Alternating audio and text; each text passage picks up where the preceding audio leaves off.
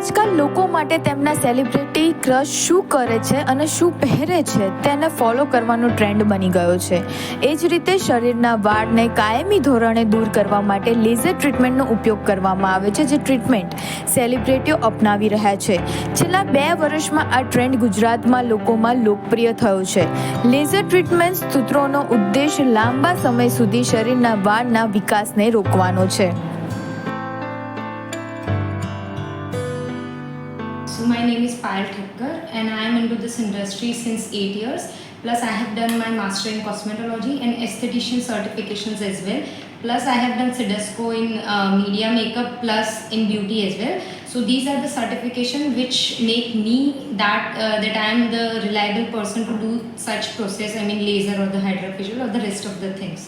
And laser treatment is something કે everyone knows કે તમે વેક્સિંગ કરાવો તો પહેલું કે તમને પેઇન ફીલ થાય જ છે, બરાબર છે. અને કોક પાર્ટ એટલા સેન્સિટિવ હોય છે કે એમાં એક્સેસિવ પેઇન થતું હોય છે.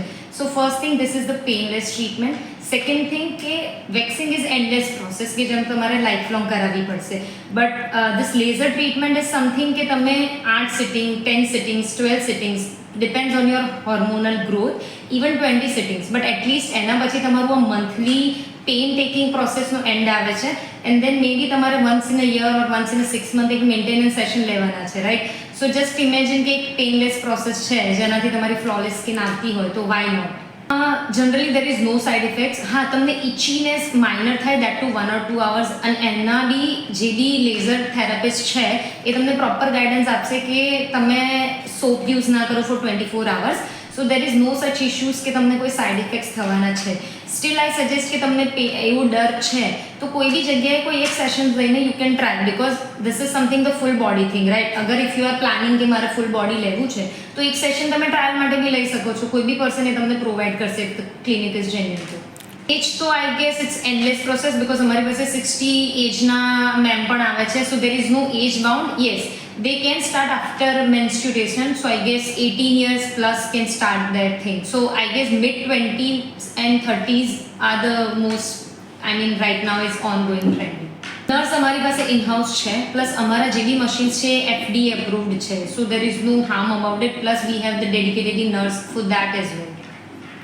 First thing as I mention કે એમાં તમારું એક તો પેઇનલેસ પ્રોસેસ છે, બરાબર છે. દરેકને એવું હોય છે. અને see everyone is not lucky જેને લેસ ગ્રોથ આવતો હોય. There are the few persons જેને મેન ટાઈપ ગ્રોથ આવતો હોય. ફર્સ્ટ. સેકન્ડ થિંગ ઇઝ કે કોઈ એવા બી પર્સન હોય છે કે જે લોકોને PCODના કારણે the chin area and upper lip area becomes like a man greenish થઈ જાય. ગમે તેવું વેક્સિંગ તમે કરાવો એ નથી જતું.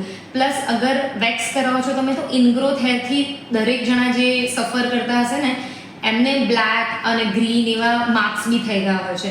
સો લેઝર ટ્રીટમેન્ટ એ સમથિંગ ફ્લોલેસ ટ્રીટમેન્ટ છે. એમાંથી તમને કોઈ માર્ક્સ નહીં થાય. ચાન્સીસ આર દેર કે તમારા જે બી પિગમેન્ટેશન સપોઝ કોકના અંડરઆર્મ્સ જેવા એરિયામાં છે તો એ થોડા લાઇટન બી થઈ શકે છે. So I guess there is everything is a plus point to start your laser thing. Plus when you getting old 40 plus or something તો આપણી સ્કિન થિન થતી જાય છે. હવે જસ્ટ ઇમેજિન કોઈ થિન સ્કિનને તમે જોરથી પુલ કરો તો કેટલું ડેમેજ તમારી સ્કિનમાં થતું હોય. So this is something harmless process as well. So that's why I recommend કે લેઝર ઇઝ સમથિંગ અલ્ટિમેટ. અમદાવાદમાં BU સ્માર્ટ સલૂનના ભાગીદારી માલિક પ્રમાણિક નિષ્ણાંત પાયલ ઠક્કરની સલાહ છે કે આ ટ્રીટમેન્ટ કરાવ્યા પહેલાં એક વાતનું ખાસ ધ્યાન રાખવું કે આ ટ્રીટમેન્ટ જે કરી રહ્યા છે તે પ્રમાણિક નિષ્ણાંત છે કે નહીં તેનું ખાસ ધ્યાન રાખવું જોઈએ, કારણ કે તે જ આનો બરોબર ઉપયોગ કરી શકે છે અને આના મશીનનો ઉપયોગ કરી શકે છે. આનાથી કોઈ પણ સ્કિનને નુકસાન નથી પહોંચતું, કારણ કે આ ટ્રીટમેન્ટમાં જે જેલનો ઉપયોગ કરવામાં આવે છે તે જેલ સ્કિનની સુરક્ષા માટે જ હોય છે. પ્રમાણિક નિષ્ણાંત પાયલ ઠક્કરની સલાહ પણ એ છે કે આ ટ્રીટમેન્ટ કરાવવી જોઈએ અને તે કરાવ્યા બાદ એક્સપર્ટ દ્વારા કહેવામાં આવે છે તે તકેદારી ખાસ લેવી જોઈએ.